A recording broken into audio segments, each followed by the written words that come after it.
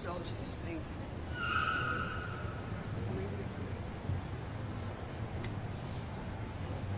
Not very much face to face. Get the glasses off. They're not even mine, but yes. Okay. They match the top. Okay. Please know that I'm nervous and full of emotions. I never thought this day would come.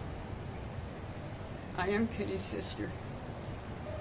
I stand here today with a heavy heart and also with hope and justice and understanding.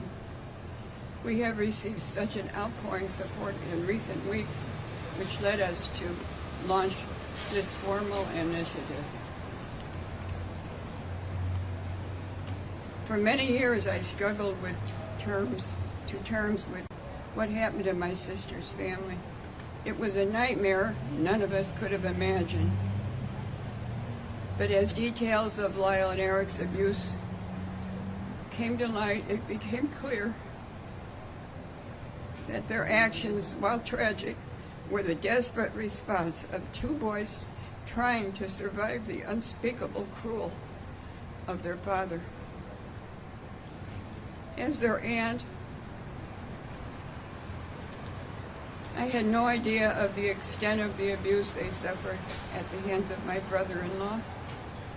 None of us did. But looking back, I can see the fear and tension that their father had instilled on them. They were just children who could have been protected and were instead brutalized in the most horrific ways.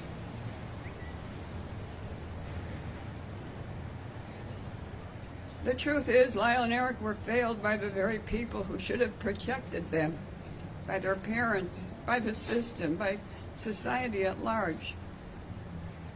When they stood trial, the whole world was ready to believe that the boys could be raped.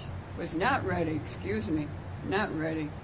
The whole world was not ready to believe boys could be raped, or that young men could be victims of sexual violence. Today we know better. We know that abuse has long-lasting effects, and victims of trauma sometimes act in ways that are very difficult to understand.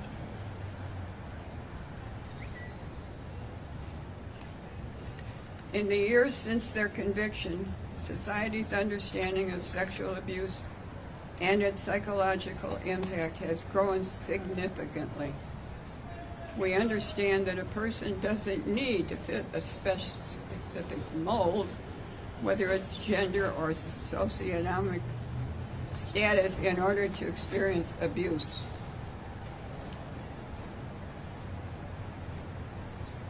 In their case, if it were tried today, the evidence of their father's abuse would not only be admitted in court, it would provide essential context for why they acted as they did.